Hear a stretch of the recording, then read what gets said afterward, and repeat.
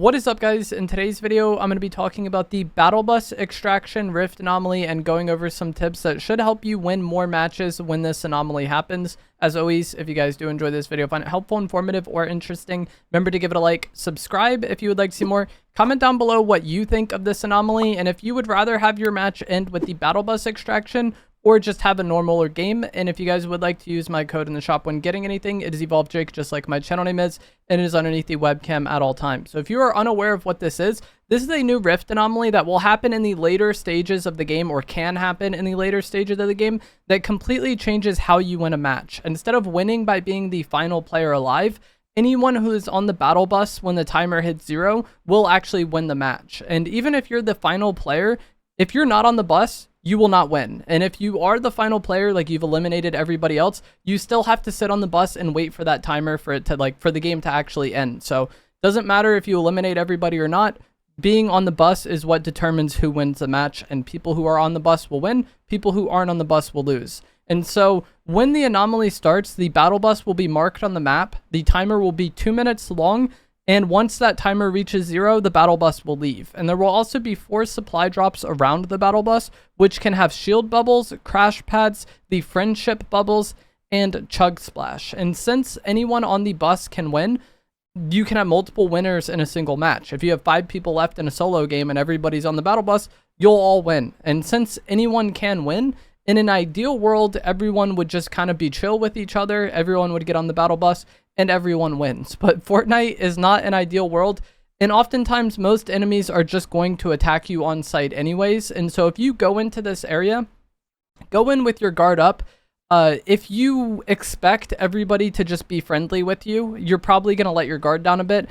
And with how fast the time to kill is this season, an enemy getting first shot like that, or first few shots on like that, because you were somewhat being careless, expecting everybody to be nice, can just completely, be the end of your game.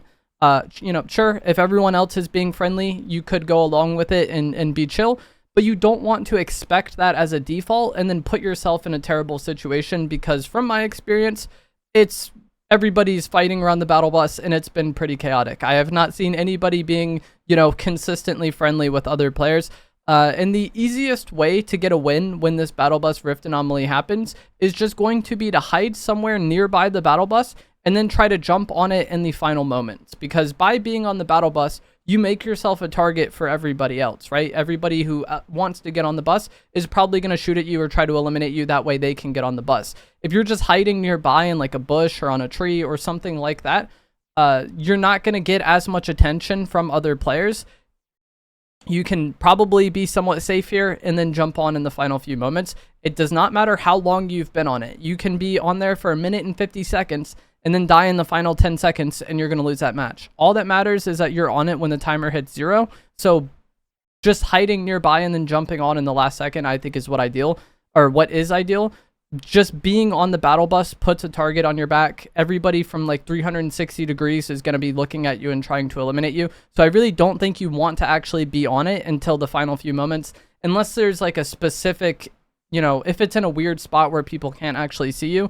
But from what I've seen, for the most part, being on the battle bus is actually a huge disadvantage, and you just want to be somewhat nearby and able to get on in the final few seconds. The same kind of goes for getting here. I feel like people see that the battle bus is spawned and then they think like, I need to rush over there. I need to be there as quickly as possible. But you have 2 minutes, and since this typically will happen in the later stages of the game, the zone isn't that large anyway. So it's not like you need to be there immediately. Sure, there might be a bush or something that's worthwhile to get in nearby. That way you have line of sight and you're kind of in the area. But it doesn't really matter if you're standing right next to it or close to it. As long as you're able to get there in the final few seconds, you'll be chilling. And I think a lot of people, from what I've seen at least playing the game, a lot of people just like give up what they're doing and then try to like run right over there, and it makes them an easy target because they're like way too worried about getting to it as quickly as possible. I think you definitely want to have some mobility for this. This is true pretty much all the time in Zero Build, especially this season with like the shock rocks and everything. But the battle bus endings, it's especially true that having mobility will really help you out, because then you won't have to like sprint to it. You can hide in your bush and then shock rock to it in the final few seconds, or overdrive to it. And even if you don't have extra mobility, the pocket shockwave or the pocket crash pads can help you get there in the final few seconds.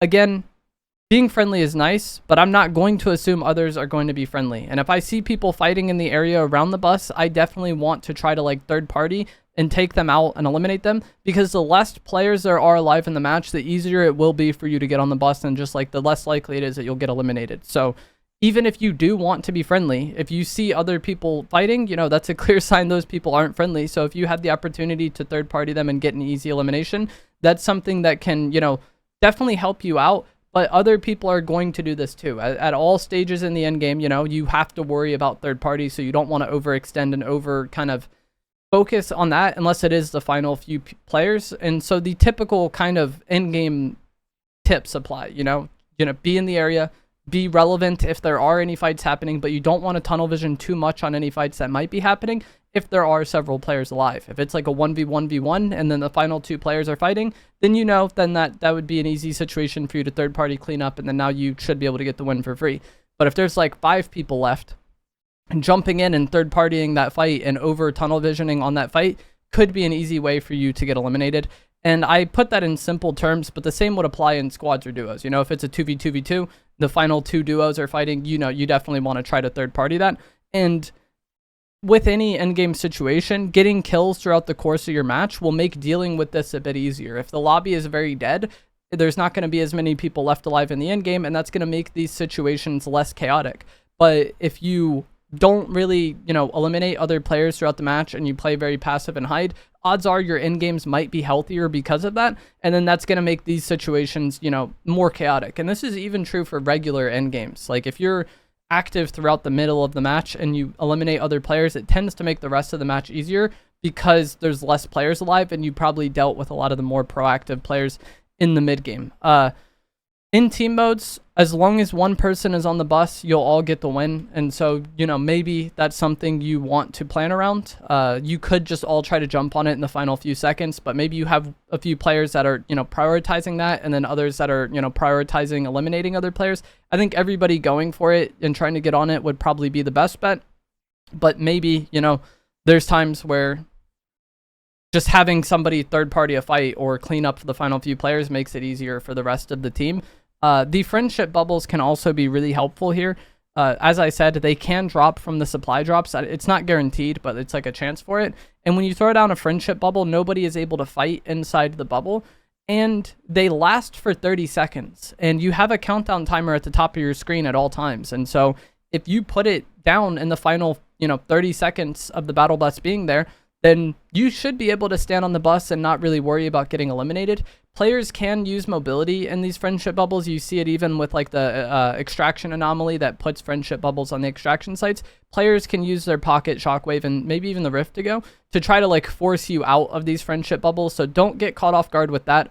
The friendship bubble is nice, but what I would want to do if I had one is throw it on the bus in the final 30 seconds and then still just kind of chill somewhat nearby, probably in the friendship bubble. But if you stand like directly on the bus, then a lot of players are going to try to shockwave you off. So you could throw it on there, chill nearby, and then, you know, jump up in the final few seconds. And I feel like that would reduce your chances of just getting shockwaved off.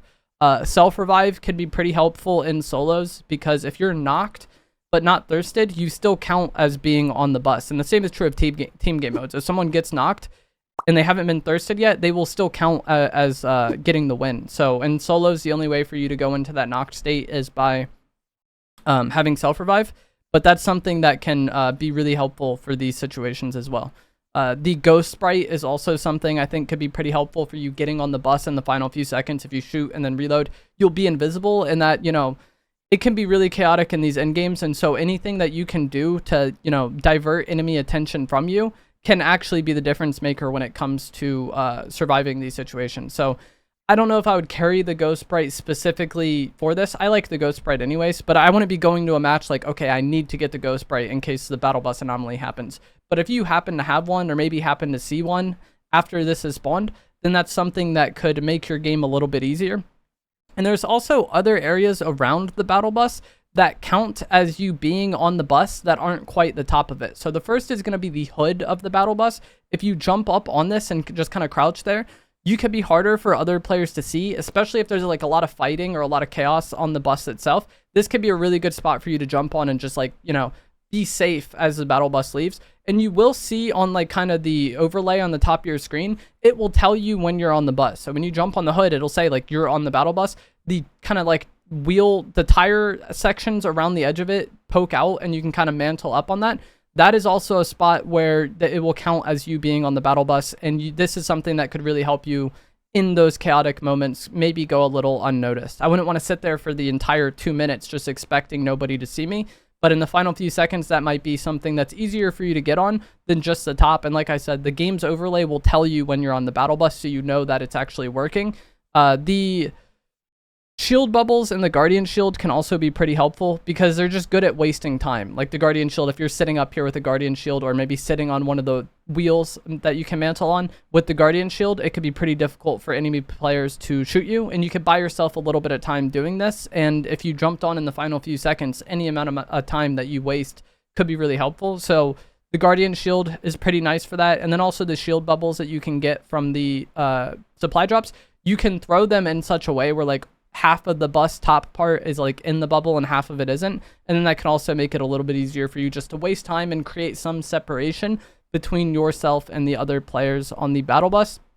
The smoke grenade could also be helpful here just for making it a little bit harder for you to get eliminated, making it a little more chaotic for the enemies, and just buying yourself a little bit of time. Again, I don't know if I would want to carry the smoke grenade specifically for that, but if it, you know, we're in one of those matches and then it happens to be there, I might want to just throw it on the bus and, you know, make it a little bit harder to get eliminated.